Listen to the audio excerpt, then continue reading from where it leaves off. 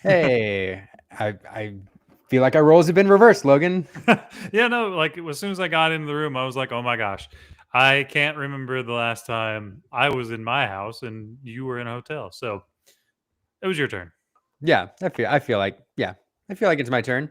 So I'm obviously traveling for work. I've got my Yeti mic here, which has traveled the country. I think it's working okay.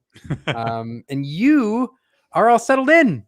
I'm finally unpacked. As of 30 minutes ago, I have broken down the last cardboard box to be picked up and taken away. So I'm officially in a home.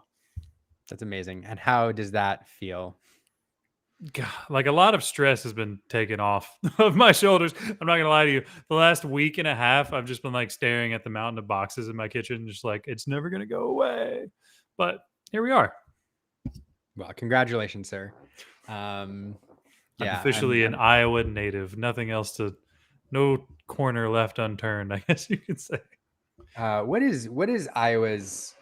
What is Iowa? Iowa's the middle state. The You said, what is Iowa? It's what? very Midwest. Yeah, it has a. I'm sure it has a motto that describes its. Like Nebraska is the Cornhusker state, right? Is that Nebraska? Yeah. I don't know, dude. There's a lot of corn in Iowa. They're very proud Okay. of their corn. Iowa, Nebraska's younger brother. What is Iowa's state motto? Yeah. I don't I'm know. having to Google it now because now you've like tickled my brain in a way that I can't ignore. Well, I feel like as an Iowa resident, it is your responsibility to. Yes, Nebraska is the Cornhusker state. Thank you. Yeah, I feel like I feel like you need to know. This wasn't on the Iowa citizenship test. No, unfortunately. I mean, like I was also a bad Pennsylvania native. I have no information about Pennsylvania. So Iowa's nickname is apparently the Hawkeye State, and its motto: "Our liberties we prize, and our rights we will maintain." Oh, okay. Okay. Hawkeye is a character on MASH. There's also a bird. Also a bird. We don't have to be that complicated about it. Also a part of a bird. Well, there you go. Well, congrats. You know what? Congratulations to the state of Iowa for gaining a fantastic new resident. Congratulations to you. Iowa won in this. You know what else? I also did win. So we were talking about this before the stream started.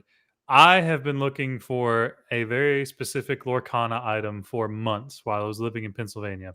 I assumed, probably from like February until September, I assumed that it got lost in my move from Tennessee to Pennsylvania, and I've been really upset about it.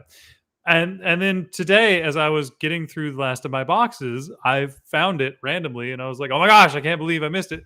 It is a original print first chapter box. That's so sick. That I have in an acrylic case. This is like before even we were putting the saran wrap around them. Like, remember when our boxes were just sealed with like, a couple of pieces of tape and a dream? Yeah, the emergency waffle tape. Yeah. Yeah. I won this in a Stitch Set Champs. It was like an additional prize for the winner. And I was like, well, I just have to keep this forever now. Yeah. Yeah, you have to. It's yeah, and there it is.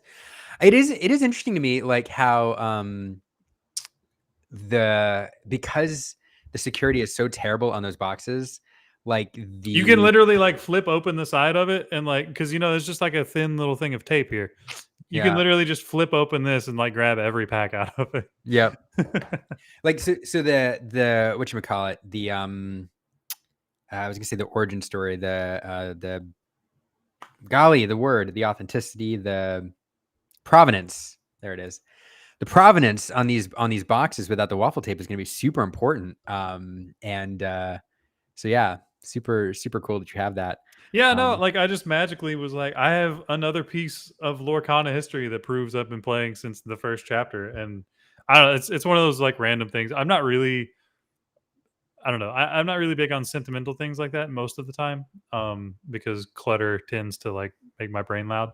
But this is you like would the hate my office. this is one of the things that I got that I was like, I can never like I never want to sell this. Like this is just I don't know. Like there could be an enchanted Elsa in here, and I'll never know. Hmm.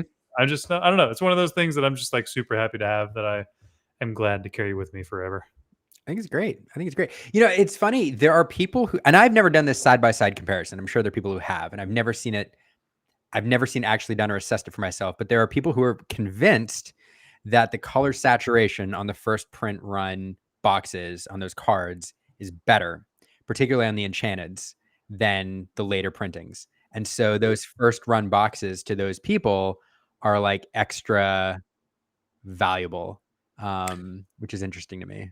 I mean, like I could realistically do a side by side because all of my like I have an entire master set of like original print first chapter.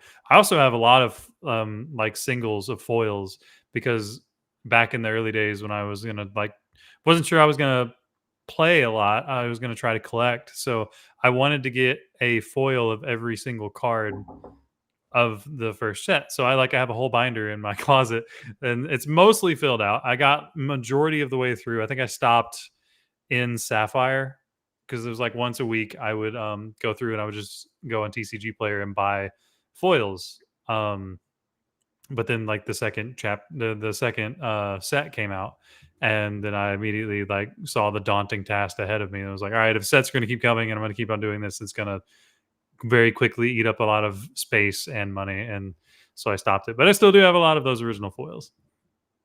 That's awesome. I mean, I think if there's a set to collect in foil, it's first chapter, right? Like, Absolutely. especially with the cold foils. Like, there's going to be a time, years from now where people aren't going to know that cold foils of Lorcana cards exist. Yeah. Where pet And foiling is that's just going to be the norm. yeah, and I don't know, it's finally get to be one of those guys back in my day, like I had the privilege of being that way with the old World of Warcraft TCG and also Hearthstone. So now it feels weird to be a part of this and like just seeing all of the new and cool things that are coming out and the ways that new people are getting introduced to the game. And I'm just like, all I had was a picture of Maleficent Dragon. Yeah, right. That's all it took to get me. Meanwhile, some people are like going to Disney physically and having like a whole experience with a Illuminateur touching a magic canvas with a wand and just making a character come to life. And I'm like, I would have spent more money probably. Yeah, right. Yeah. Thank goodness. You're right. Thank goodness. I already like spent an egregious amount of money on set one. But Mhm. gosh, if I had seen it in a Disney park, it'd have been the end of my finances for the next 2 years. Yeah. I opened so much first chapter. So much first chapter. I did too. It But was absolutely egregious.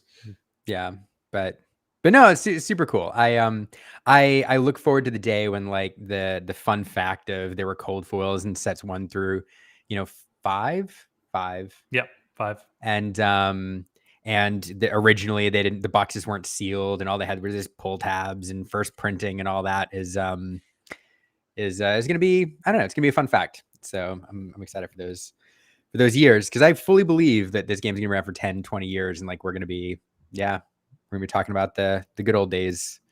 I know, like I absolutely am of the opinion this game has the staying power. It not only is a mechanically good game, the IP is just amazing. I mean, every set that comes out, we're already getting excited about the new IPs that came out. I mean, just look at Whispers, right? I mean, we have Gargoyles, we have the Black Cauldron, and just filling that out so much more.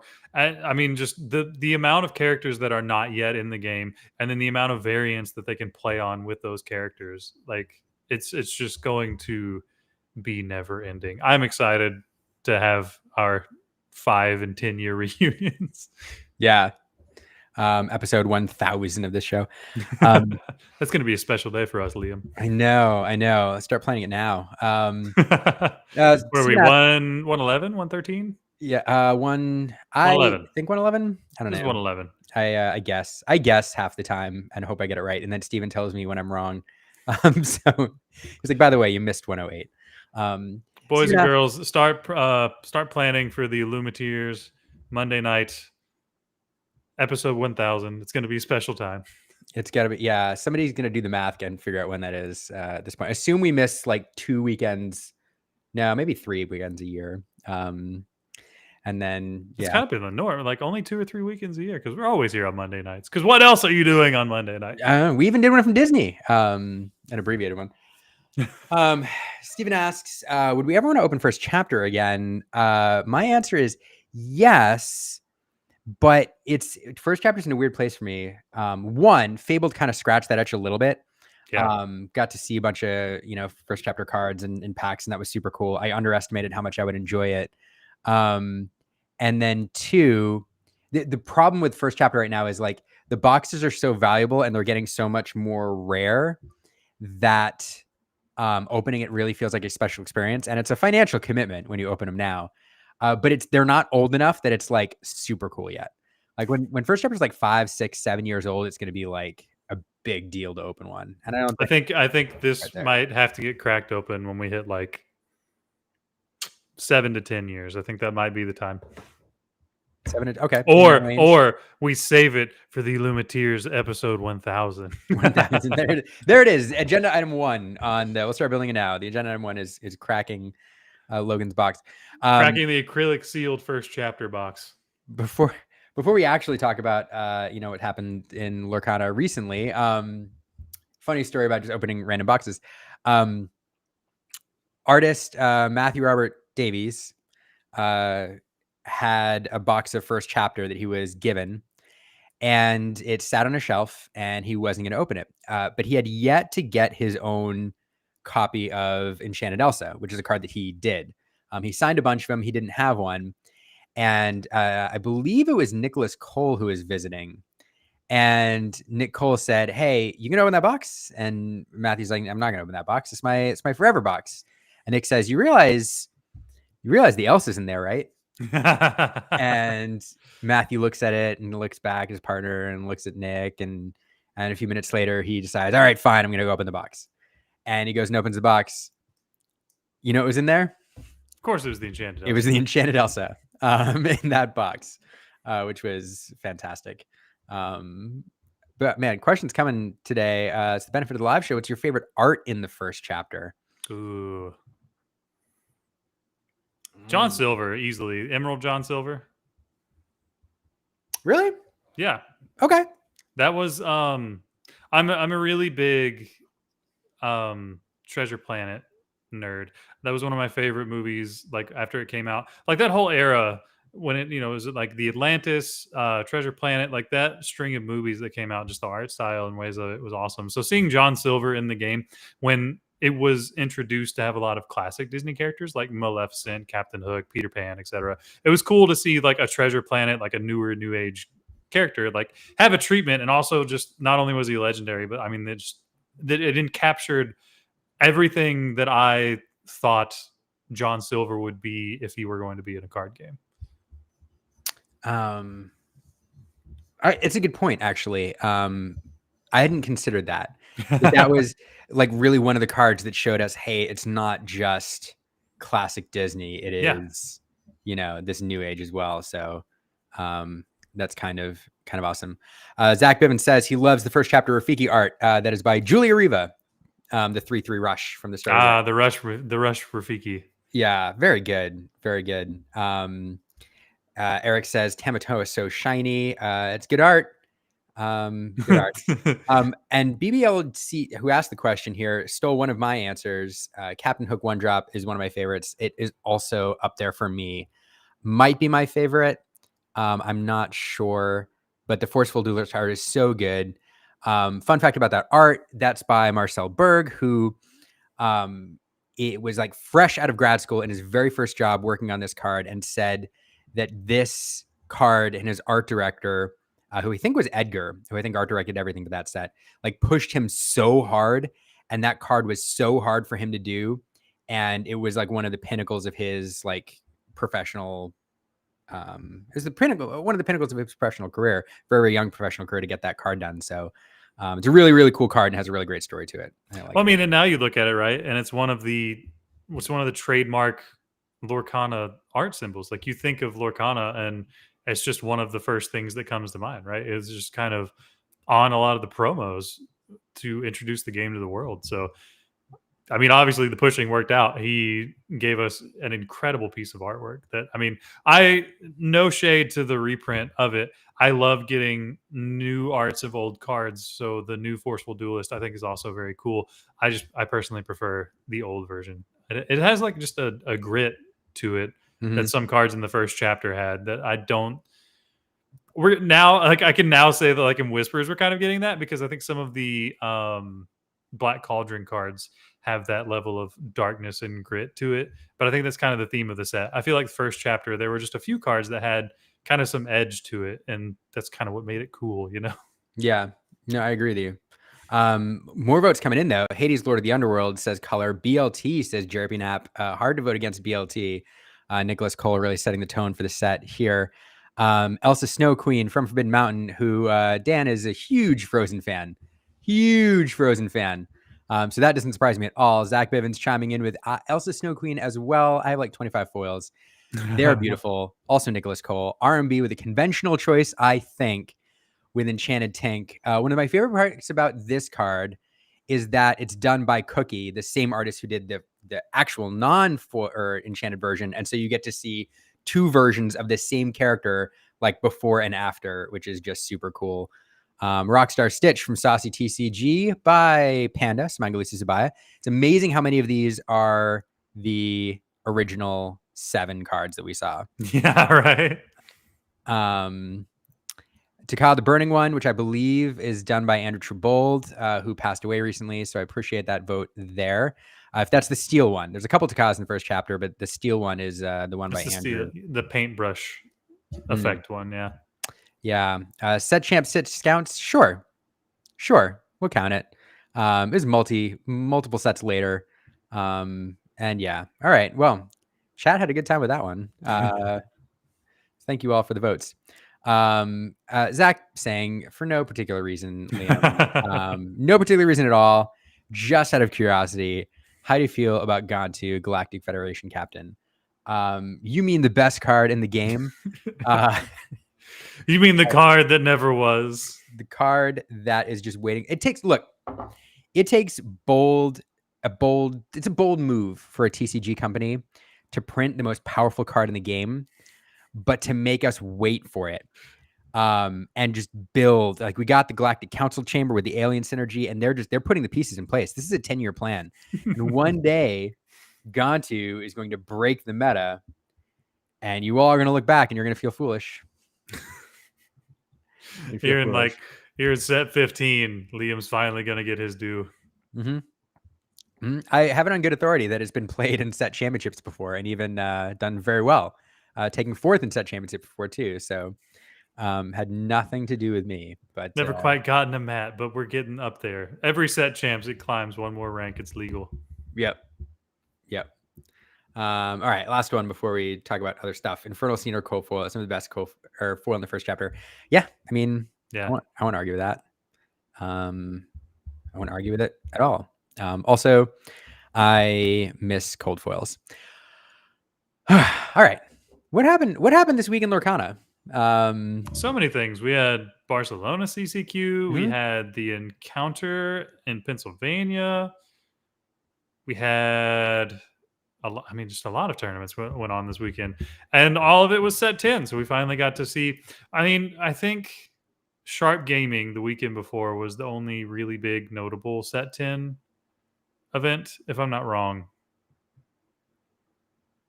Or maybe Uh, maybe it's something else. But I think Sharp Gaming was like the bigger one. there were two. There was one in Europe. Oh yeah, the one Yeah, Frank Karsten was at. Yeah. yeah. Hmm. One of them was like 96, and the other was actually like 200 something. Yeah. Um, so yeah, but those were only the initial indicators, and I do think although they give us pretty good hints, I feel like if I had to put a percentage on like on week one versus like the end meta, I'll never say the solved meta because I don't think 3 months is ever enough time to like truly crack it. I think there's pieces that we're missing, but I'd say we have like a 65 to 70% feel an opening weekend. Um, we'll have to let me know if you disagree. But I remember a couple sets ago was when Zan was bringing in Oswald and his broken items deck and just crushing people, and everybody's like, "This deck is the deck," and then it wasn't. But for a little while it was. And so yeah, I don't know. Where do you feel we're at now? So I feel like week one is always interesting because a lot of it, if you've been proxy testing, you have an idea, but you don't really know because once you get into a wider field, your proxy testing can just be so narrow depending on who you're going up against. So as soon as you actually go into a real event, I feel like week one, most of the time, is people taking old decks from the previous format and slotting in new cards that'll work to see what's powerful, not necessarily innovating or coming up with something like amazingly new. Fabled was kind of like a reset point because it was the first set for rotation. So we did see some new things come out, but it was still like the first weekend was just kind of like Blurple, Amethyst Steel, and Amber Steel just running rampant without a lot of deviation from that. And I feel like this happened with Whispers. The first weekend, it was a lot of Emerald Sapphire, a lot of Blurple, a lot of Amethyst Steel. And now in the second weekend, we're starting to see people start to attack those decks. So we're seeing things like Amber Emerald Dogs come out. We're seeing things like Emerald Amethyst start to creep up in a couple of different variations. Ruby Amethyst has a build that's started to come back. Sapphire Steel it was prominent in week one because people saw Cinderella and realized how really good she was. So immediately slots in. But I feel like we're just still so early, and a lot to like what you say. I don't know that I would agree that metas don't get solved. I feel like every meta towards the end, we've gotten really close to figuring out what the most powerful decks are and what the most powerful tech cards you can put in them are, and then what can beat those things. Like take for instance Fabled. At the beginning, we were all like, "Wow, Blurple is really, really powerful.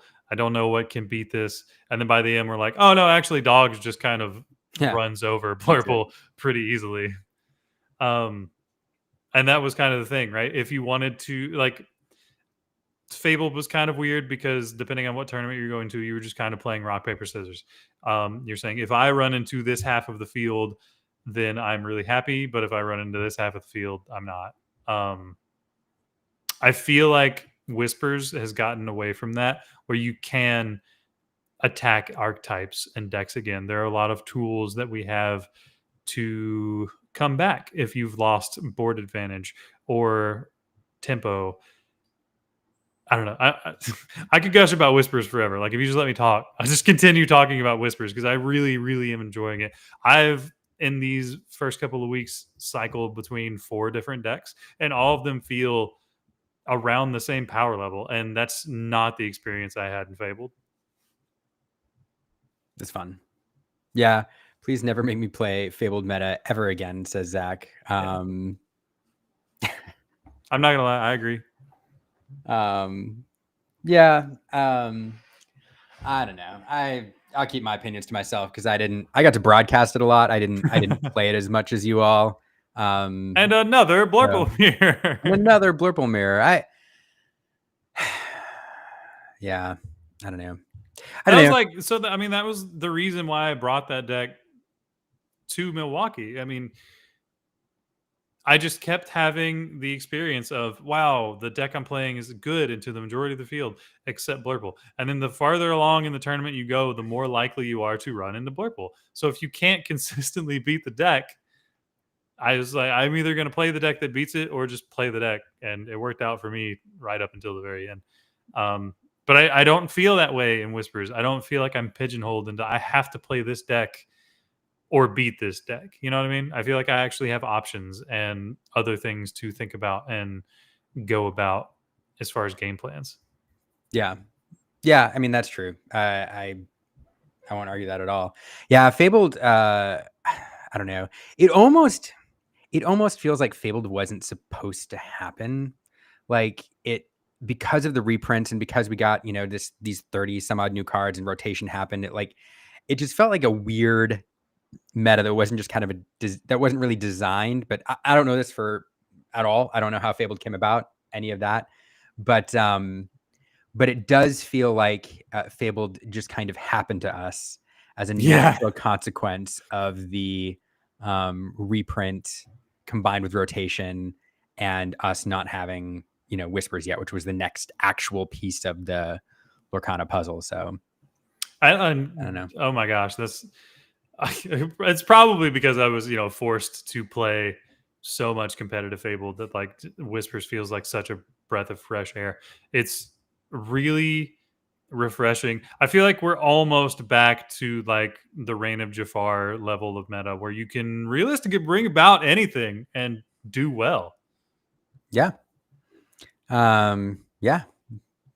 Super fun. I'm loving watching it. I'm loving commentating the bits that I've got to so far. I need to build something and play a little bit these next couple of weeks. It's just so busy. But I'm excited to dust off Amy again.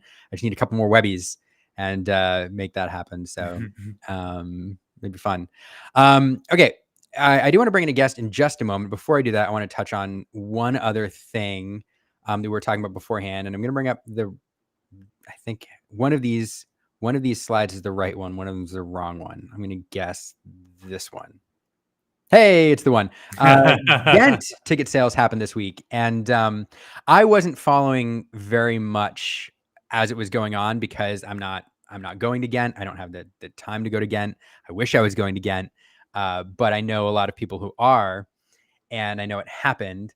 And after the fact, I tried to follow up and see just how stressful it was for folks, if it really was the same experience as we've had over here, because Ghent is twice the player cap as we've had in any tournament over here.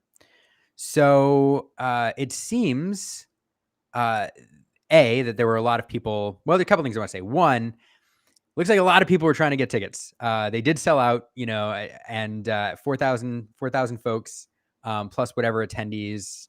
So the demand is there. We have yet to find the ceiling on Lorcana challenges. According to this was Lorcana News, I think, was trying to find the last person in line. It may have been this person here at 10,000. There's a lot of folks trying to get tickets, but a couple things. One is Zach says he was 7,000th in line and still got a ticket. That's pretty good. One is I was going to echo something that I just saw that Dan said in the chat here for Forbidden Mountain. This virtual queuing system is good. Do this. This is the same kind of system. I think it. Correct me if I'm wrong, those who took part, but like, this is the same kind of virtual queue system that they've done physical sales for, that Ravensburger's done physical sales for. And when the sale goes live, if you're in line, it just puts you randomly somewhere in line. And so it's not like this random refresh thing where you get bumped to the back of the line. If you glitch when you're checking out and things disappear from your cart, you go in line. If you're lucky, you get in the front. If you're not, you're in the back and you go through. And I think it's the same thing they use at Gen Con for like rooms and stuff. So, but anyway, and then, Zach pointing out he was 7,000 something in line. I don't know what happened.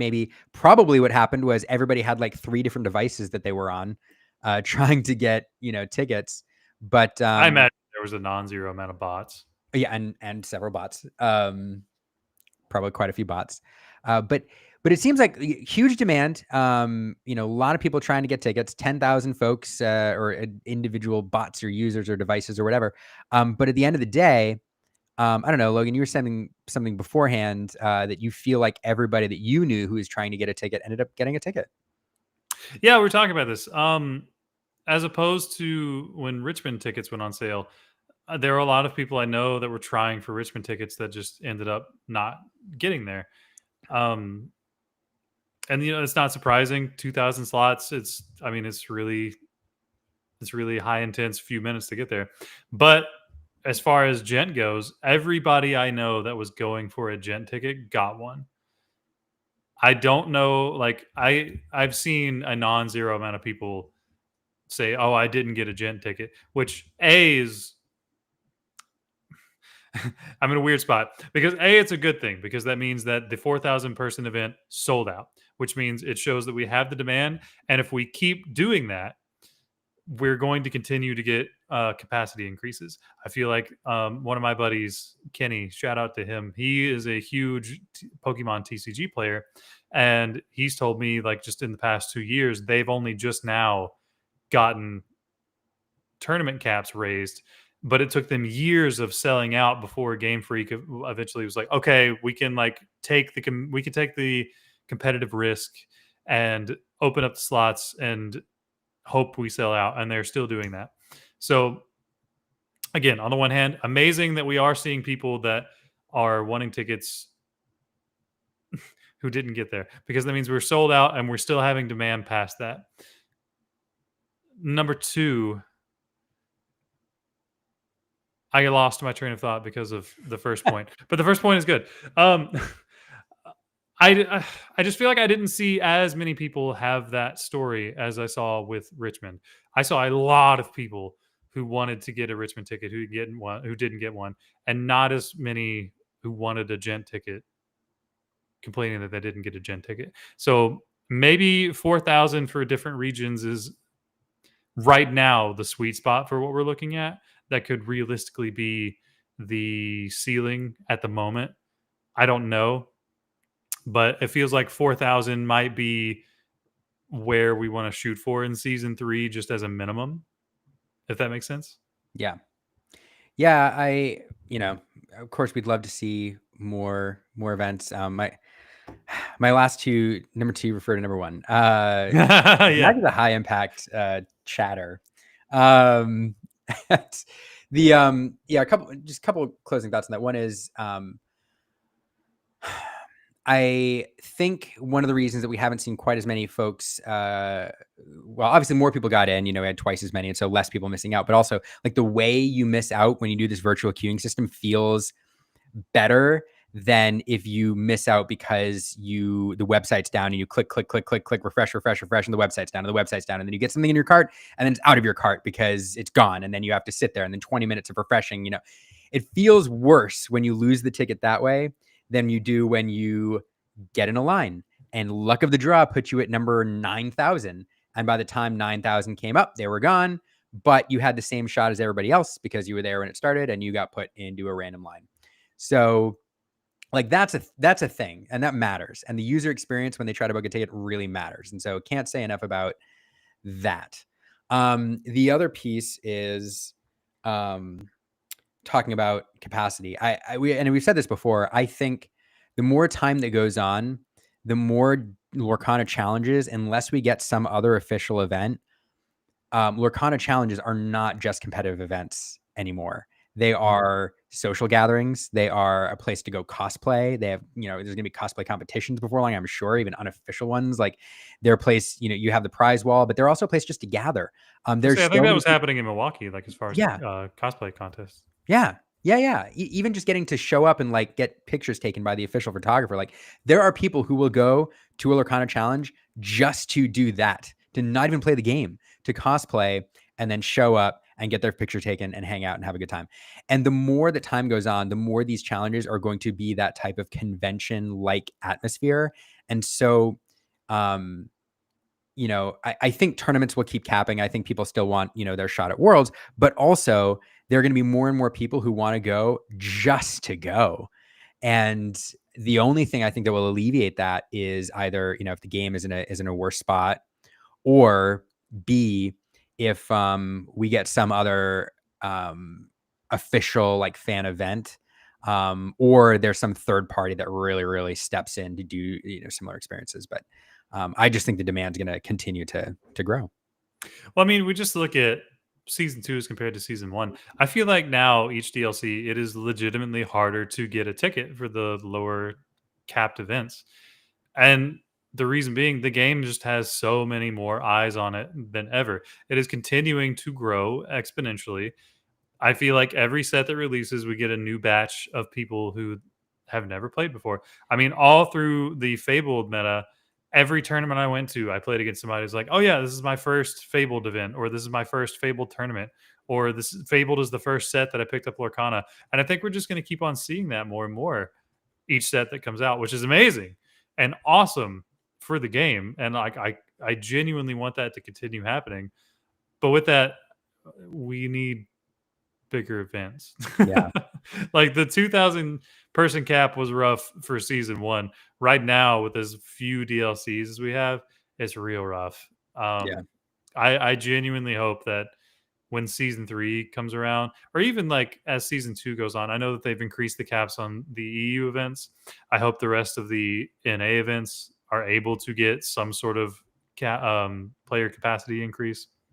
But at the very least, I hope in season 3 they see the demand that's there, because we are continuing to just like that sell out DLCs. And the more we do that, the more we can give them the confidence to be like, okay, we can make a 4,000 player cap the minimum with however many attendees. Um, I don't know. I genuinely am. It's both disheartening and also exciting every time an event caps out, because you see a lot of people who want to have that first DLC experience who maybe hasn't had the opportunity just to come be around. I mean, you said it best. It's a con. It's a family gathering. It's meeting all of the people that we've seen over the past year and a half to make these relationships with. Yeah. But also, it's disheartening on the one side, but it's also amazing to see that we have so much demand for the game, which means it's going to continue to grow, which means they can continue to put revenue behind it and back it and bring it to investors and be like, look, this is, or even show the Disney reps that are, in talks with Ravensburger every time they're creating new things. Like, look, we are still growing. We are still, product is flying off the shelves. We still have a massive amount of people who are interested in this game, and the more they can do that and show the numbers, the more support we can get, and maybe we can get it more mainstream in Disney parks, which I think honestly the biggest goal, if anything. Yeah. To have like a mainstay thing in Disney parks, not just like, because the Lumiere experience that they had, I feel like it was just kind of a couple of weekends thing, right? It's not there anymore. They're not scheduled more regularly. I would love to see something like that, just a mainstay in the park, that you can just go to a Disney park at any point in the year and be like, I want to have the Lorcana experience, and go get in line and go see the Lumiere bring the portrait to life. I mean, we talked about it when we first saw the videos of it. That can be a staple for years for kids and families to be like, oh, there's a new thing we can do together to just bring in more fans of the game. Yep. I am right there with you. And you kind of set up a perfect segue, because I know somebody else who's right there with you as well, and who's been in the green room listening to this entire conversation. Let's just, it's a good time to bring her in, because I think she would have a lot to say on the subject of Disney and Lorcana coming together as one. It's Melissa from Forbidden Mountain. Hi, friends. Hi, Melissa. I recognize How are you? that studio. Yeah, I was playing in the tournament this weekend, and I have PAX Unplugged, and I didn't really want to travel back and forth to go back to Philly twice. So I'm here. Makes sense to me. I do not blame you. Congrats on an awesome performance this weekend. Thank you. I do want to talk more about it, but before that, I feel like so anybody who's met Melissa knows that Melissa is like a probably one of the biggest Disney fans. This is a charged statement in the Lorcana crowd, but might be the biggest Disney fan in the Lorcana community. I don't know. pretty Definitely close. one of them. I Yeah, feel yeah. like anytime I ask Melissa anything about Disney park adjacent news, not even like Yeah. related, she just immediately has either a link I can go to or dates, times, anything I could possibly want about it. So Well, we were yes, talking about with Color a few weeks ago, PPG Orlando, and like her and I went on this whole tangent about stuff that was going on, and we were talking about like our annual passes, and then I'm like, wait, Color, you can't come to the park with me because your pass has a blackout date. And her face was just like, oh no. Like, you knew before I knew. Oh for no. someone who doesn't live near Disney, you have a savant level knowledge of everything Yeah. Disney. It's a And passion of mine. I mean, look, it's no shade. It genuinely amazes me, but also it's just a resource I very often pull. I think I like this past week was like, hey, the Iowa community needs something. Where do I look to That was find it? funny. I was like, I can't even help you. And then you figured it out because I was in the car. You gave me the pathway to find it. So That I is was true. like, I pointed you where to go. yeah, but I wouldn't have gone there had you not shown me or pointed me there. So just Yeah. as a real world example, like Melissa, if you have any questions, everyone go ask Melissa your Disney questions. It's true. My favorite moment, I've got two. One is where you missed the DLC because you were doing a Disney marathon. Yeah. Yes, At least not marathon happy weekend. about that. Yeah. They're both different. They're very different experiences. You Both wanna know the worst magical, thing but about that though?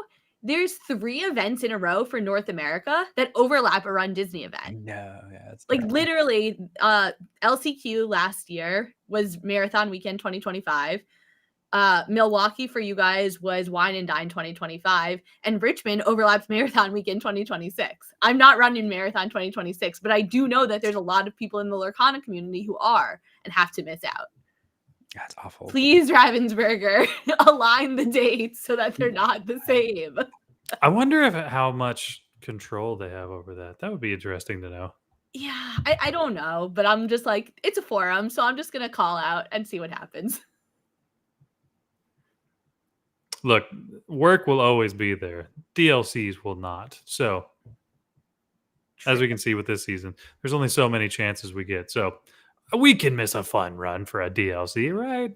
You can as long as you know about it in advance. Like now we have a schedule, but at least last time I bought the tickets months before we had a date for a DLC. Hmm. So like I didn't really have a choice because like my fate was made.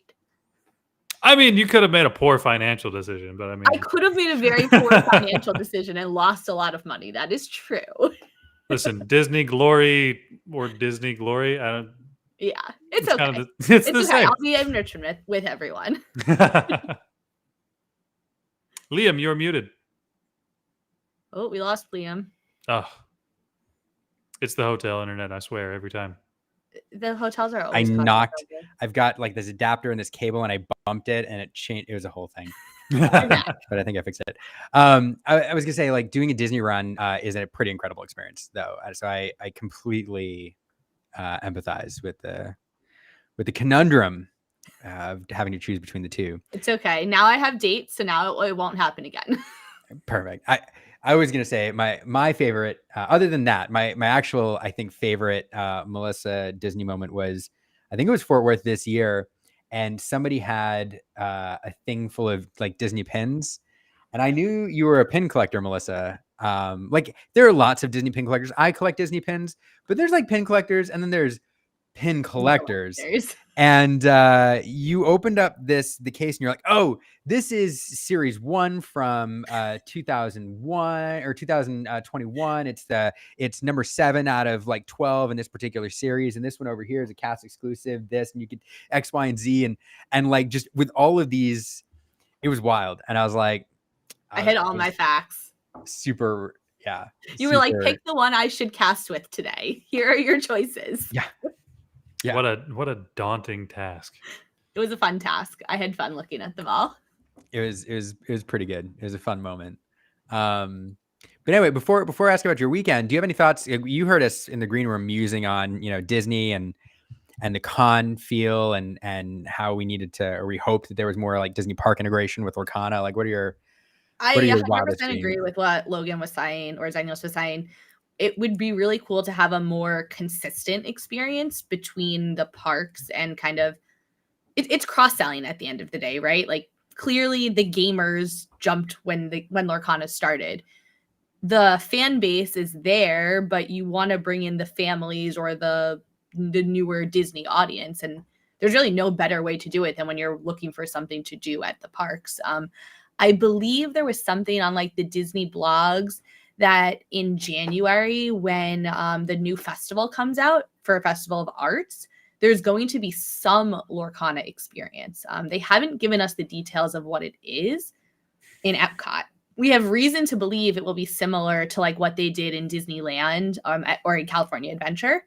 So like maybe it's a quest, but they haven't really announced like what cards it is, what set it is, how you do it, where you do it, just that it's coming with the Festival of the Arts. So I think that's like a good starting point. But again, like you were saying, like Belle and Beast were very limited time duration wise. So I would imagine that this one probably will be too if it's tied to a festival. Yeah. But I mean, baby steps, I guess. In your wildest dreams, like what would you consistent experience, I guess. I mean, a ride or what? Oh my gosh, a ride. I mean, like a ride would be crazy. Right? I think honestly, I think the perfect like happy medium is there some sort of like immersion at Disney Springs. So that like you can get the people who are there, but not necessarily in the park, because people spend a lot of money to be at the park. So they might not want to like take away from their rides experience to try something new. Whereas like a lot of people have an off day where they don't buy a park ticket, but they still want to do stuff that's Disney related. And if you kind of can introduce them, maybe then you can cross-sell them into buying the product from World of Disney or like from Pin Traders in California or wherever it might be. So that would be my hope and dream. Yeah, because I feel like right now you can't even, well, you can buy packs in Disney Springs right now, can't you? So you can buy packs as long as they haven't sold out. How often do they sell out of?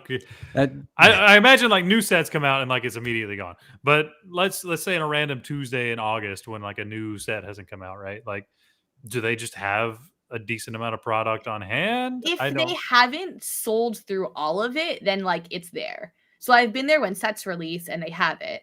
I've been there 2 months after set release when they do have it, and I've been there 2 months after set release when they don't have it. So I think it just kind of depends on overall inventory and if there's like Ravensburger has product to kind of give them. Like for example, right before Bologna, I was in Disneyland Paris, and I said to myself, like, it would be so cool to just open a pack while I'm in Disneyland Paris, and nowhere on property I could find a Fabled pack. And everyone I asked, like in the stores, they said, "Oh, we haven't had the newest one for months." Or like a month, but they said they actually had set 7 and 8 for a little bit, but even that had gone down. So like they didn't have anything. I couldn't even buy a French pack if I wanted to. I feel like in some ways it's kind of like the good and bad problem, right? Like it's a good problem to have that they are selling out of everything, but a bad problem to have because then you can't have the random children on like, any random day of the week be like, "Oh, hey, what's this?" And like, magically discover it. And like not for nothing, a single pack doesn't cost that much. So like if you say to your kids like, "Hey, here's $10, go buy something in the store," that's something you can like very easily purchase. Yeah. But it's I'm sure it's difficult to try to keep all of the Disney parts stocked along with LGSs and exactly. Like at some point it just comes down to allocation, and if they have extras, it probably sits there, and if it sells out, then they don't get more, just like the LGSs. I'm gonna be so honest with you. I would sacrifice the random Walmart packs every day of the week to make sure that Disney had the packs whenever we needed. Like I would much rather it be there for that kind of cross sell than the random Joe Schmo that walks into Walmart and does something mean with the pack. That's what I think. I think that allocation would mean so much more being at a Disney park or an LGS than a big box location. Yeah. I agree with all. I am going to move us on a little bit though, because I do want to talk before we bring in our next guest in just a few minutes. I want to talk a little bit about your weekend, Melissa, and how you crushed some folks. As usual. So I'm not going to go to the meta slide right now because it's interesting. But you had an awesome weekend. TFM, not only fantastic content creators, team. They run an awesome team, but also they're putting on some great tournaments recently. And you took down this 3K this weekend with this Amethyst Did. Steel deck. Just big picture, like before we talk deck, how was the tournament for you? Like, I don't know, what was it like? Yeah, the tournament was awesome. I think like you guys were talking about this a little bit before going into week 1 and then like week 1 to week 2, there's always this element of what do you want to play versus what do you feel your best position to play. And as many of you know, I spent a lot of time last set both on Amethyst Steel and Amber Emerald dogs. And quite frankly, going into this meta, like as we were getting spoilers and when we started testing cards, like before we actually had our hands on product, I probably spent a lot of time on 4 different decks, and even within those decks, different compositions. And I felt that Sapphire and Emerald were both going to be like very strong. Not necessarily just Emerald Sapphire, but combinations of those inks. And I wanted to make sure that whatever I played this past weekend, I had game into everything. And Amethyst Steel to me is a deck that's always been very fair, but you also have the ability to kind of tweak it to be either more aggressive or more control and kind of heavy, dependent on where we're at. And I saw like Frank Karsten did very well in the CCQ. I believe he ended up getting either 3rd or 4th. And so I kind of took inspiration from what he did with like one-ofs and cards that he felt were good. And I just spent the last week playing a lot of games, really understanding what decks are doing, and decided that I was going to run with Amethyst Steel because I wasn't as confident in, at this point in the meta, where kind of the dogs were going to sit. Yeah, interesting. And so, yeah, I see the one I was in there. As Frank Karsten will say, he loves a good one of. So you went in. How were your matchups throughout the day? Yeah, so I saw a lot of Sapphire, which is not surprising. Round 1, I paired into a Sapphire Amethyst deck. They very much were on team like, I'm going to play Cinderella and I'm going to play Spooky Sight, which in a weird way kind of works to Amethyst Steel's advantage, because Amethyst Steel really has the power to refuel itself. We have so much card draw, and we also kind of have steel removal that we do have legs. And like you have cards like Tinkerbell Fast Flyer who can just kind of quest early and gain that lore before it can be answered. It's definitely a very back and forth matchup. There was one of the games, because that particular set went to 3 games, where I got Spooky Sighted, then I got Into the Unknown, then the next one I got Hades, then the next one I got Double Into the Unknown. So like I just didn't really get to play game 2.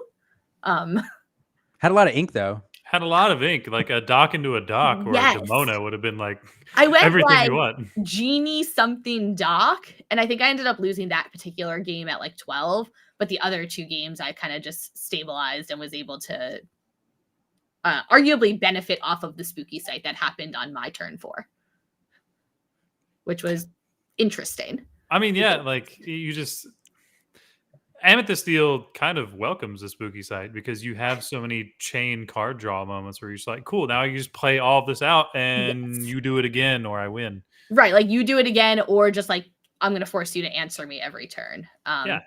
So that was interesting. Then the next round, I paired into a Sapphire Steel, which, similar to Sapphire Amethyst, like wants to leverage control, but they have a very unique top end with their Tinkerbells, with their Goliaths, and then some of them are obviously running Vincenzo and or that Headless Horseman. So that was definitely a very back and forth matchup, but like similar to what you were just saying, Goliath is very much a catch-22 in my opinion. Obviously it's good for them because they get to draw cards, but I also get to draw cards. And if I can play my cards every turn and my curve is lower, that means every turn I get to play 2-3 cards and do it again and again and again. So I played that matchup twice during Swiss, and was able to beat it both times. And then I played a feature match against a Emerald Sapphire Prince Philip combo deck, which felt really grindy. It almost reminded me of like it's not Ruby Amethyst by any means, but the duration and the time it took felt very much grindy, like a Ruby Amethyst game would have been in sets 1 and 2. For those of you who remember that feeling. I loved those mirrors, first of all. But the thing was, like, it wasn't a mirror. So, like, Listen. they were playing their own, like, I'm gonna find my combo and try to control you. And I'm sitting there just trying to gain lore and benefit off of spooky sites and evasive characters before they hit their Prince Philip. You're sitting there playing Tinkerbell Mini Surfer and just like, I'm going to eventually I go get sideways. Here's my mini surfer, and I'm just gonna have fun with it. So that was interesting, but ended up working out in my favor. And the other matchup on the day, I paired into Royce on a Amber Emerald Dogs list. And Royce and I sat down, and Royce looks at me and he goes, I don't know if I'm more excited that I'm not playing a mirror or that I'm playing you when you're on Amethyst Steel. Both of them suck.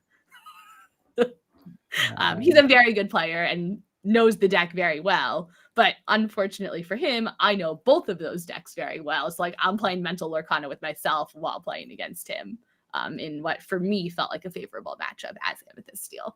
I mean, I think Amethyst Steel just rolls dogs Yes. so much harder than it did. Like it already was like super bad last set, but I think now with the addition of Lexington and Thunderbolt and Demona, like you just all of a sudden you can break board states so much easier because you're not waiting for the singular like Elsa exert. Now you have Demona, like, oh, your entire board is just free now.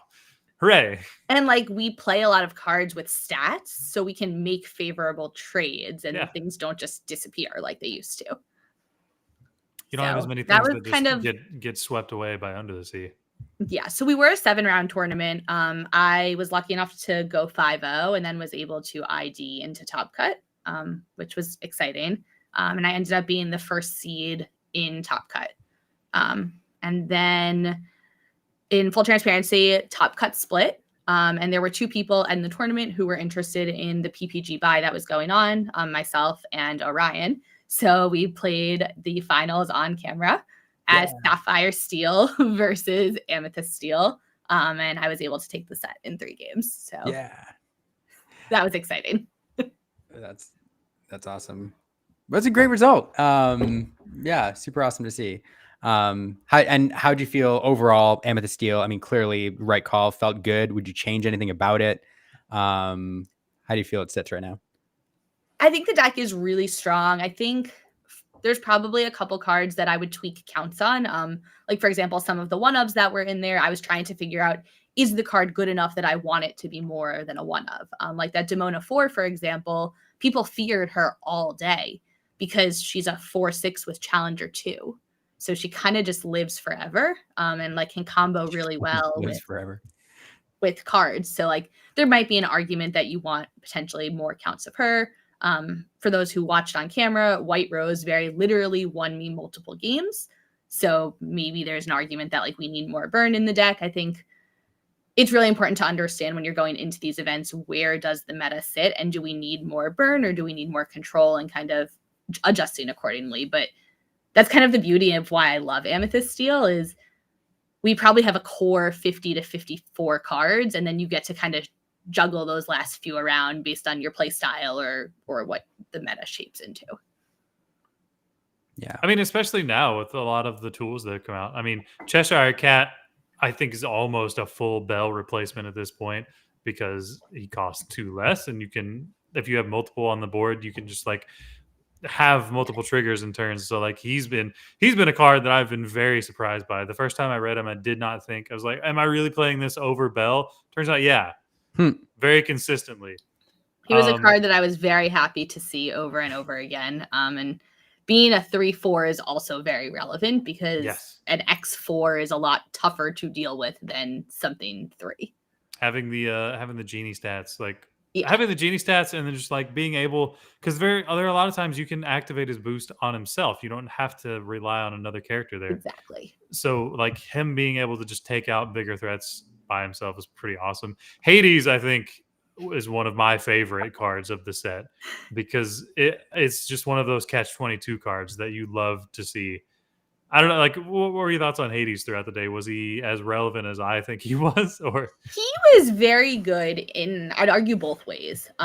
Like, for example, against Royce, when Royce was on dogs, Royce didn't care what card I pointed to. He goes, "You can just draw cards. I'm keeping my stack, like my characters on the board." But there were other matchups where I played Hades and it got rid of a huge threat. And my opponent said, "I don't want you to have cards, so I'm just going to take my character away." And arguably putting a 3/4 into play and removing your opponent's threat is just as good as drawing the 2 cards, because you're getting rid of that problematic character. Like, I was able to get rid of the Jasmine, the 3/7 that turns evasive. And once my opponent did that, I could then quest my Tinkerbell Fast Flyer, my Dumbos to like draw cards, and my Genies. And all of a sudden, my opponent didn't have a way to interact. So it puts your opponents in such weird positions that it's just as much on them as it is on you. But now they can go back and regret their decision when they lose. They're like, what if I chose differently and then turns out like maybe I draw into Strength of a Raging Fire or into the Giant Cobra and win the game. Yeah. So it's such, like, I had an opponent when I was Sapphire Steel who played the Headless Horseman to cycle cards because he goes, "I'm trying to take your Cobras out of your hands." Yeah. Unfortunately, that didn't happen.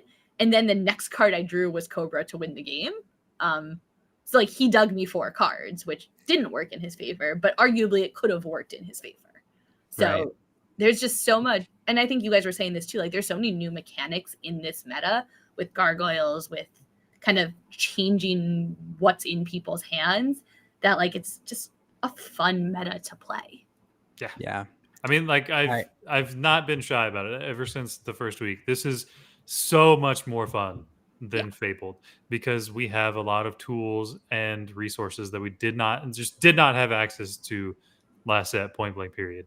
Like one of the 4 decks that I've been stuck on is Amethyst Steel, so I'm happy to see that you brought it and went back to your roots and showing that it still has the legs that I think it does. Because if I remember correctly, I think it was 5 of our top 8 were Amethyst Steel, and like the decks were similar, but it wasn't identical by any means. No, you all had different tech cards or different options. Exactly. And I think there's like two or three ways you could build the deck. You can go more mid-range battle, you can go lower to the ground, or you can go like a full of, like, there are people who are cutting Dumbos to go on the full Demona and Hades package.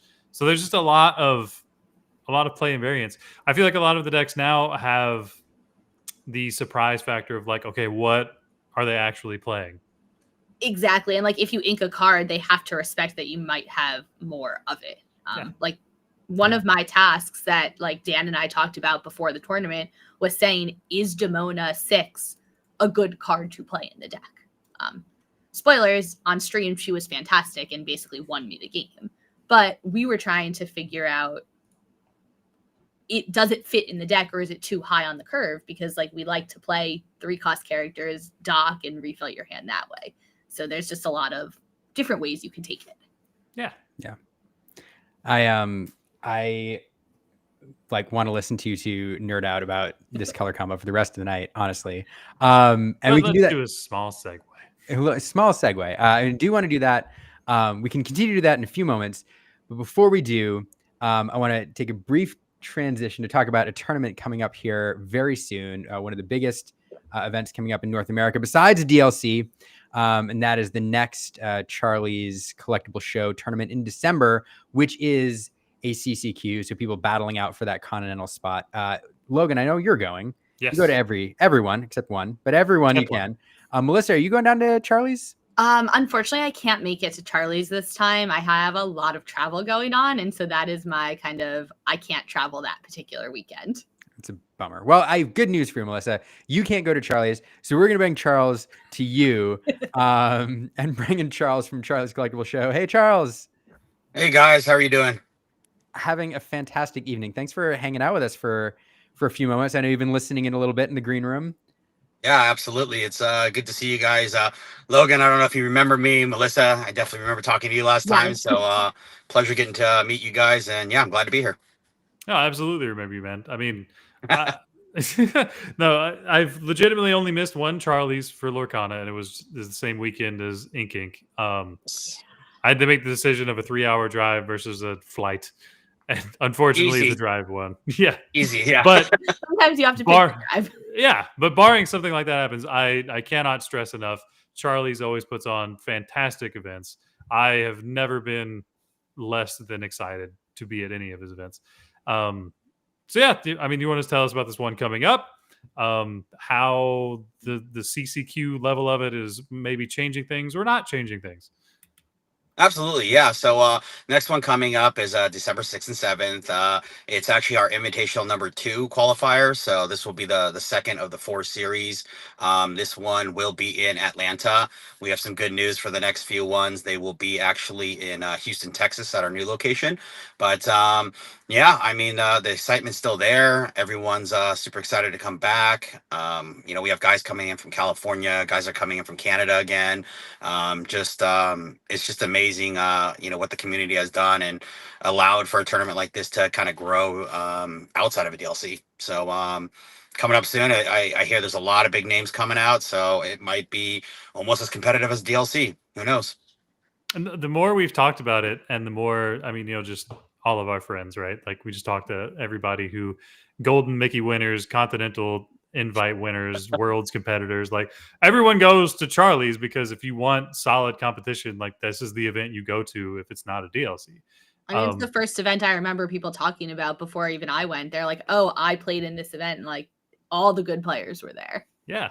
I mean, Charlie's just, if you're into competitive Lorcana and you're in the circuit and trying to get better, like you just don't miss Charlie's because it's where you go to prove yourself. It's crazy because when I just walk around and I'm like, oh, there's a champ there, oh, there's a golden wiki there, and you just look around and it's the who's who, and that's like the most amazing part. Obviously we have Liam, Katie, the 20 lore guys. I mean, I feel like the production side and everything is definitely not done by me. It's done by the community and everyone putting this together. So yeah, I think that's what brings out the best in competition. That was the original reason of hosting the 10K. I think back in the day before we even did Invitational, it's all about the competition, right? Myself, I came from a Magic background, been in the Magic industry for 15, 20 years. I just love to see high level competition where people are not only playing at the highest level, but you're getting a lot of the newcomers, people that aren't into TCGs, starting to understand and learn, the intricacies of competitive play. Kind of going back to your question with the CCQ, I don't think it's done much. It's awesome that they gave it to us. I'd love to be able to give something more outside of just prize to the winner, and it's a huge thing for CCS and a huge thing for the players. It's just another way to get there. So yeah, just pretty excited about it. I know I'm always nervous every single time the tournament happens, but when the players show up, man, it's the who's who of Lorcana. I know for sure. I mean, so I know I asked the question just because I'm personally curious. Is there anything you can tell us about the process of becoming a CCQ? Were you approached? Did you approach? Like, is there anything you were able to actually share with us as far as how that experience was, how nerve wracking or not it was, if there were more restrictions or rules that you had to follow, more or less? I don't know how much you're able to share, but if you are able to share, I'm really curious about that. Yeah, absolutely. I'll share what I can, if that makes sense. Yeah, no, for sure. The process actually was pretty smooth. To be honest, I was in contact with the 2 points of contact who are making decisions. I did hear back from them. I was in communication.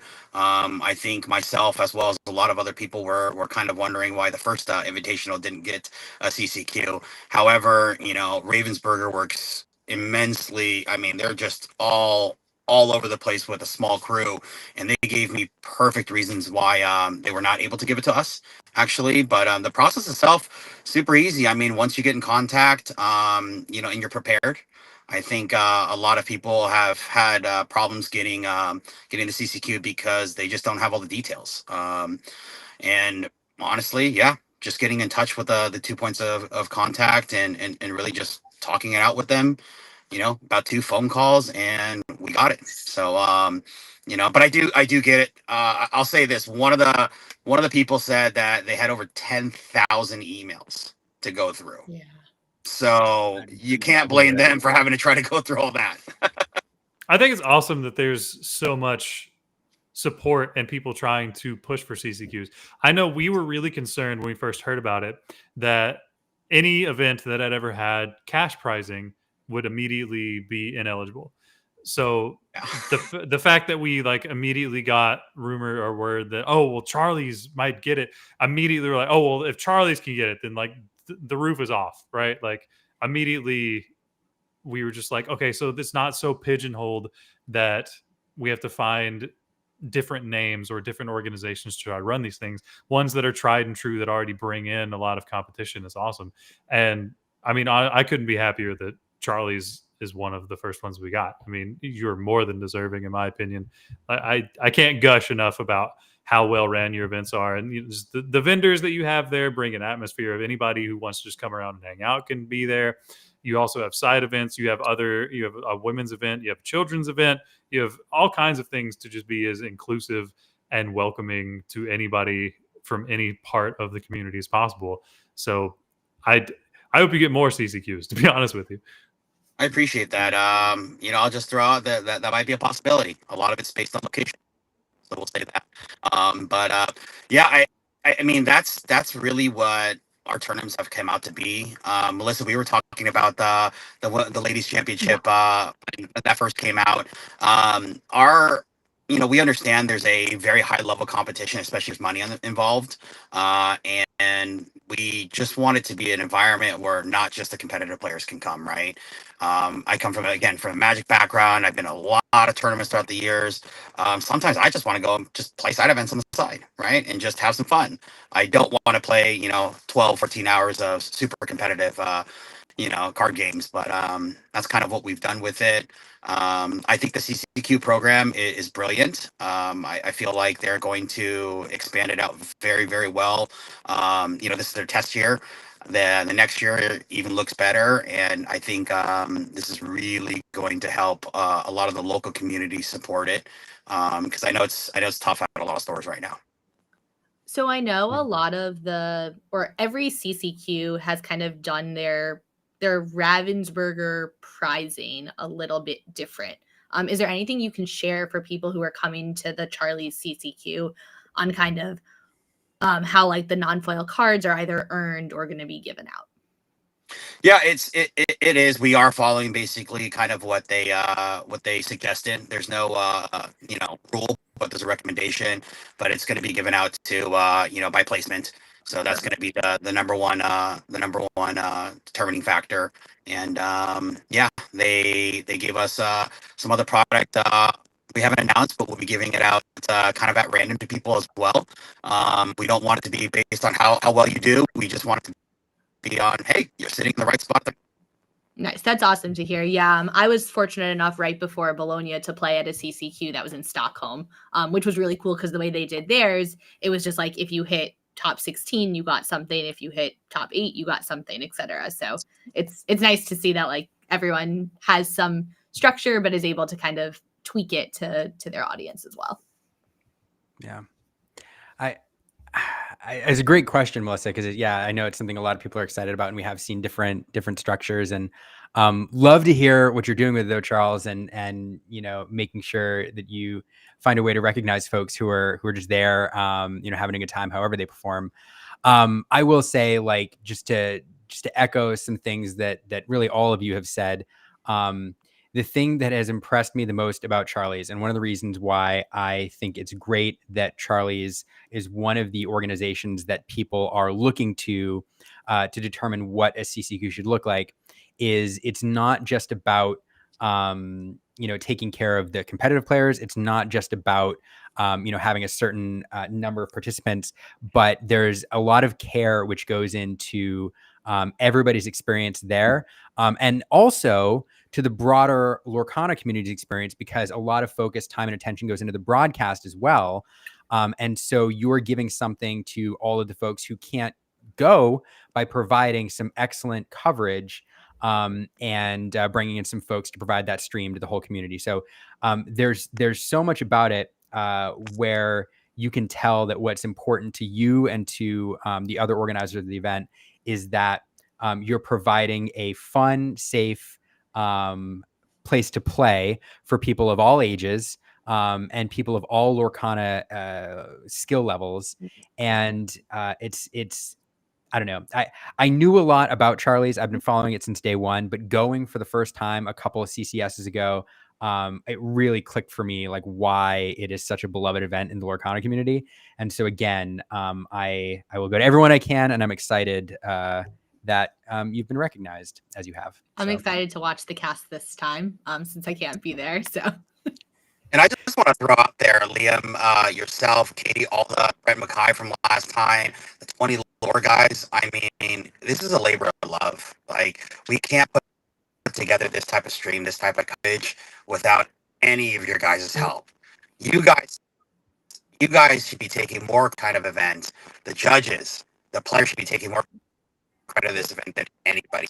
And it's only because all have a passion for this. Melissa, Logan, you guys are doing these podcasts, these streams, all these a lot of card games recently, and like that's what's going to make this game everlasting. Yeah. Charles, your connection's getting a little bit choppy, so I'm just gonna ask a couple more questions before I let you go. One is an easy one. That's okay. I think we'll try to squeeze a couple more answers because I know you're traveling and everything. One is, it's an easy one. Is there still room for people to sign up for the CCQ?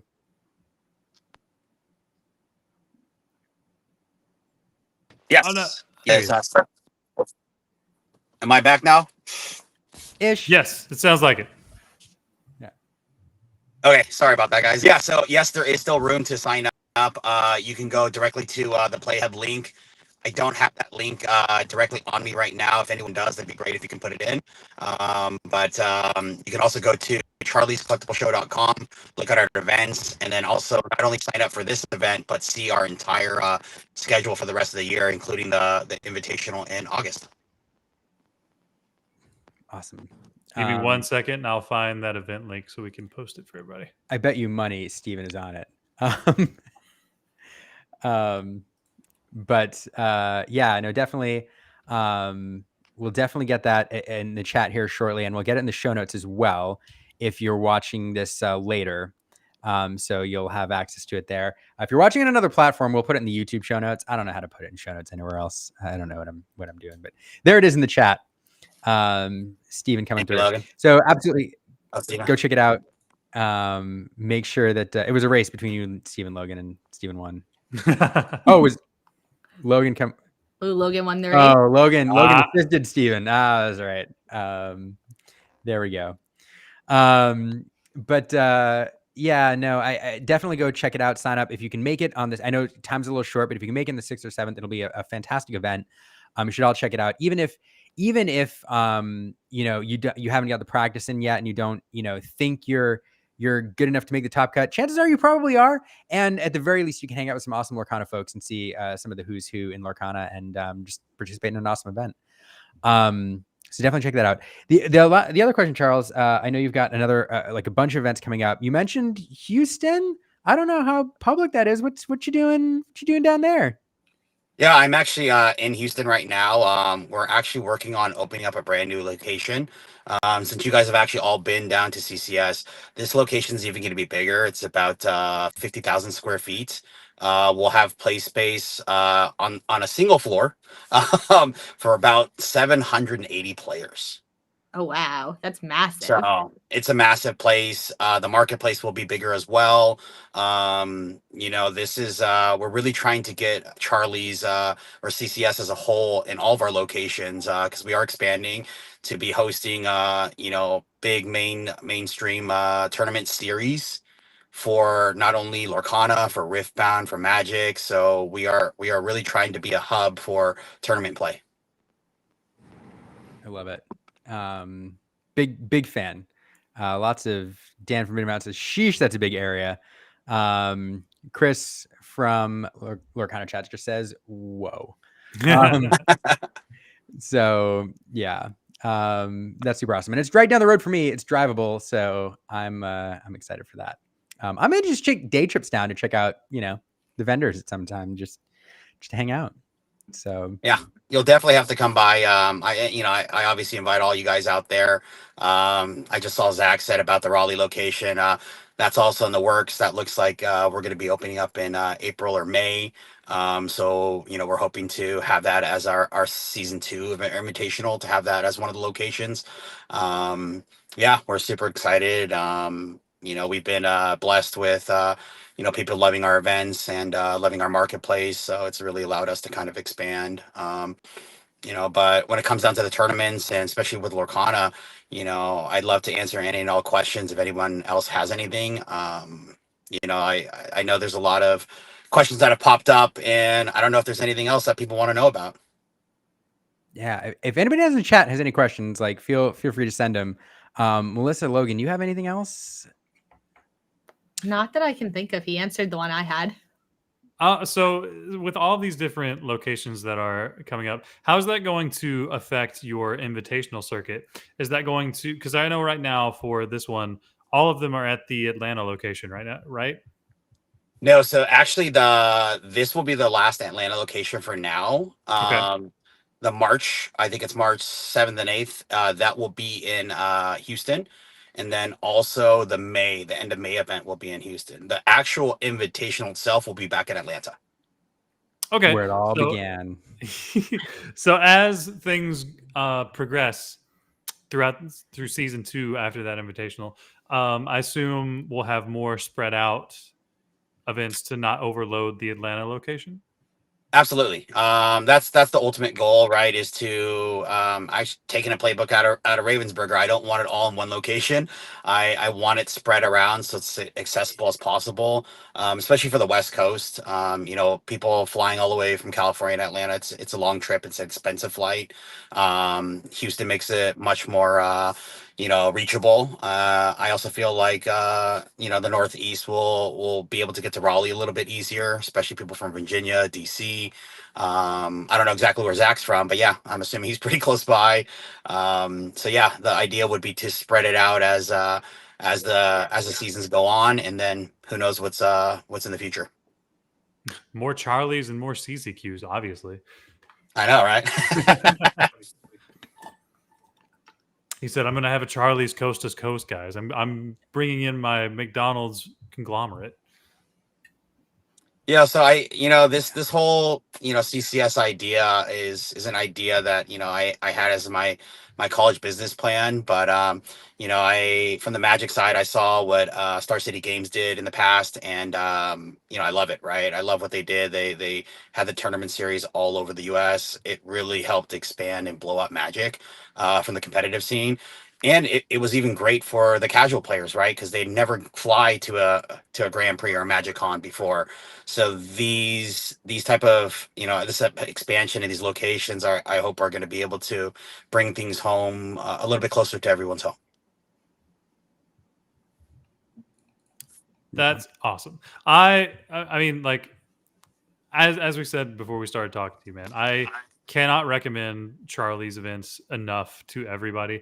If you're legitimately wanting to be better at the game, or if you just want to be a part of the community in general, if it's an entry level event for you, or something that, say you weren't able to get a ticket to a DLC, or you're trying to dip your toes into a bigger event, I think Charlie's is honestly the first place you should look at to go. It also gives you a really, I think, nice segue if you do it kind of with your partner or with your family. When I went to like the one a few months ago when Charlie did the first female tournament, I played against somebody in that tournament who basically said it became like their family event for the weekend because their husband is like super, super competitive. So he wanted to go for kind of the main event. The wife likes playing, but didn't feel comfortable playing in kind of a really high stakes area. And I know Charlie and I talked a lot at length about this, that the goal of the ladies tournament was to let people feel that they had a place that was a little bit less stakes, but still kind of had something on the line. And so it kind of appealed to a different audience, which was great. And then they brought their like 8-year-old with them who likes to play the game, and their 8-year-old like topped in the kids tournament. So like they really were able to do something for everyone. And it wasn't just like, oh, dad's going away for the weekend or mom and dad are going, now we need to find someone to babysit. You really kind of gave everybody an avenue, which I think is a really unique element in the community. Yeah, it was just from actually talking to a lot of the players and the people around. One of the things I hated seeing is at tournaments for all types of card games is the family or friends would come in and then they just leave after 5 minutes. Yeah. Right? They just be like, okay, I'm like dad's playing or husband's playing, and they're just there for 8 to 10 hours. A lot of the people do love the game as well, and just having that kids tournament as well as the ladies tournament gave them something to look for on that Sunday. It's funny because the kids tournament is a free tournament. We give out it's $500 in scholarship. We've had kids, I think, as old as what, 7 to 14 play, and it's just amazing that it's amazing how good these kids are nowadays. I mean, we just had Aiden win a golden Mickey, which I know like Liam has talked at length about in some of his other videos, but it like the sky's the limit here. Like that's what the game was created for. So like giving more outlets for people who maybe aren't as brave as Aiden to go into these 2,000 person tournaments and kind of can start somewhere small with competition, I think is awesome. I think it's just events like this are giving us the segue. I've said since the beginning of Lorcana, I think we need to adopt a Pokemon-like environment where we have the different age bracket events that people can go to. And when we have places like Charlie's making an effort to have a dedicated age bracket tournament, I think it just kind of sets the precedent, showing that there is interest there, that there is a place and an audience in those areas that I think we should be welcoming to and try to encourage as much as possible. That's what we're all here for, right? Everybody that's on the content side, that's on the competitive side, casual side, the stores do a lot for this game. And you guys were talking about allocation earlier. Hopefully, the stores get taken care of, because we're all part of building this. And the tournament's just one piece of it. But hopefully everyone keeps learning and just really tries to push it to that next level. I don't think I have any more questions. Liam, do you? I do not. I'm not sure if my internet started doing terrible things. So am I coming through okay? I can hear you perfectly. Okay. It's just your video is weird. Okay.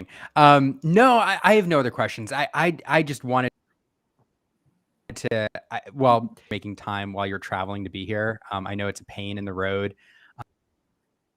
and on your phone, but it means, I just wanted to make sure that people, if they're probably aware, but if they weren't aware of this tournament, and that, you have everything besides just the main event. There's the women's tournament, there's the so many things to do. And if people were on the fence about going, or if they were, maybe they always wanted to go to Charles, but they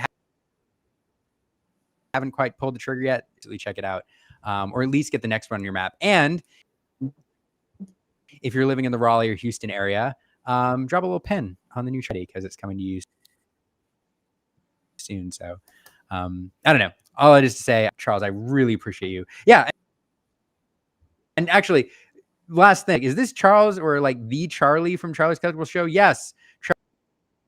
Charlie's Collectible Show. The Charlie himself. So if that wasn't clear to everyone. Anyway. All right. That's all I have. Thank you, Liam. Thank you guys for having me. I really appreciate it. And, hope to see you guys around wherever it may be. Yeah, absolutely. Keep us posted on any and all exploits Charlie's related. And you're welcome back on the show anytime you want. So awesome. Thank you guys. You guys have a good day. Thanks, Charlie. Thanks. What a treat. What an amazing That's dude. pretty I great. mean, I've said it before and I'll say it again. I cannot praise Charlie's enough for just all the things that he does, right? All he does to lift up the Lorcana community and give us another platform. I mean, Charlie's was one of the big events that held us together in the drought of DLC season. It was just another big event to keep us going, to keep us practicing, to look forward to, and also just to meet everybody again when we didn't have a planned big party. So, especially being so receptive, I think, to community feedback. Like it goes a long way, and it shows with how much attendance and like love you get from the community. yeah. Yeah. Oh, Liam's Absolutely. so frozen. He's hopping in and out. I don't know what's going on. I don't know. Your I audio don't is know. perfect It's for bad. what it's I tried worth. refreshing. But at least we can talk That's to you good. consistently. That is fair. I wonder if I switch my camera. Like maybe try. I don't know. Audio is the most important thing. So Yeah, it's just the I'm gonna joys of hotel try a internet. thing. It's a constant struggle. We've all been there. Yeah. I've been there multiple weeks. Everybody's Yeah. watching me struggle. Yeah, but you're in a house now, and I'm very confused. Listen, this is called stability. I'm proud of you. That's We awesome. switch roles. Yeah. Well, Liam, do you think we have Dan with the anything else? obligatory frozen. Yeah. Liam, do you think we have anything else we need to go over before we wrap? I don't know. I feel like I'm straight now, so we probably should pickle here. But no, I just wanted to make sure that we got everything Melissa wanted to share about Yen and her deck. I know we had to cut it short a little bit because we, instead of going right into the tournament report, we went into all of that because that was fun. But I know any closing thoughts on your weekend, Melissa, and like from here, I don't know. Amethyst Steel, anything? Yeah, I mean, Whispers? it was definitely a really big weekend across the board for Amethyst Steel, for Sapphire Steel, and I think Logan, you mentioned this earlier. Like we started to like Dogs won the CCQ in I think it was Barcelona in Spain. Yeah. So there's like the field really feels wide open. It doesn't feel like, oh, I auto lose to this thing. It really feels like there's a lot of room and flexibility. I think people are really just getting their feet wet. And we usually kind of see that a deck does well and then people adapt to beat that deck and then something else kind of pops up. And I think it feels very healthy for the game right now, kind of where we're at. There's a lot of room for creativity and exploration. So I'm excited. I get to go to PAX Unplugged this weekend and also play Lorcana, which is going to be fun. And then it's Thanksgiving, and then I know like you guys have Charlie. So jealous. And then we have PPG Orlando. So like there's a lot to do between now and Richmond, and so I think it's really anyone's up for grab, and any deck could kind of get there. I feel like I'm pretty confident in saying this. I think we're going to That's see awesome. a different winning deck every weekend. I would agree with you. And like, even if it's the same ink combination, that doesn't necessarily mean anything. Like, as somebody who loves like Amber Emerald, I think there's 4 different ways I could build this deck right now. And I think all 4 of them could be successful. And that's not even just to say they have to be like a dog's archetype per se. Yeah, I agree. What a place to be. So What a place to be. How far we've come from where we were. I know. Who would have thought like one set would fix everything? That's crazy. And it's funny Melissa, because, like, thanks. Like, go ahead. I'm sorry. I was gonna say, it's just funny because it's so close to the holidays and like people have so many events and there's so much going on between now and January when a lot of people will be in Richmond. Yeah, and it's gonna go by in a blink. I feel like Richmond is so far away right now, but I feel like it's gonna be here before we know it. Just a blink of an eye. Which is gonna be so cool. Well, I talked to both of you all night long. I am struggling here apparently, and it is getting close to our wrap time. So I will one more time. Closing thoughts on anything Melissa said before we wrap and say goodbye. Not that I can think of. Thanks for having me on, and it was fun to talk about the show and everything. Oh, it was a treat having you here. We have got to do it again soon. I say this to a lot of people. Logan and Steven will be my witness. I say this to a lot of people. Like, if you ever want to come on, send a note, and if you want to come chat, and we'll fit you in. Nobody takes me up on it. Logan used to take me up on it. Yeah, that's how I eventually I bothered him enough that he was like, "Oh well, if you're gonna bother me, you can just be here." You're just always on the show. Yeah. Because what else am I doing on Monday night than getting ready to talk to Liam on the Illumineers? I mean, it's a refreshing way to start the week. You get to recap on what happened and what's coming up. I also get to talk with my best buddy Liam. It's an awesome day. That's a win-win. Aw. Yeah, I don't know. It is a fun way to start the week. And years now, which is wild. But no, thank you so much, Melissa. We'll definitely have you back on. Congrats again on an amazing performance. Super fun to have you here. Logan, anything that we missed before I do the obligatory admin notes and sign off? No, I'm pretty sure we hit everything. Charlie's coming up. Make sure you, if you're not going, you should consider going. PAX Unplugged this coming weekend. PPG Orlando the weekend after Charlie's. We're hitting that part of the season again where, like, if you're competitively playing, there's something to do every single weekend, which is exciting and exhausting. It's the best way to train for a DLC, though.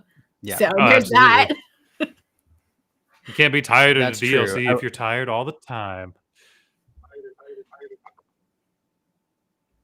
That's my secret. I'm always tired. So then you're never tired. I'll echo the exhausting part. That's true. You're tired. Tired is relative state of being. But anyway, thank you so much. Thank you both so much for being here. Thank everyone for watching. If you're watching live, thanks for watching anyway. Come live next time. Thanks to everybody watching. Nobody's watching on Facebook, and on Twitter, and some other folks on YouTube and Twitch. So appreciate it. Once again, shout out to our Patreon supporters who help make the show happen. Their names are in the credits up front. Things aren't cheap to run the show and the channel, so appreciate all of your support. And thanks to all our followers, subscribers, etc. See you back next week when I will not be in a hotel. Yeah, I will not be in a hotel, but Logan will still be in his house, hopefully.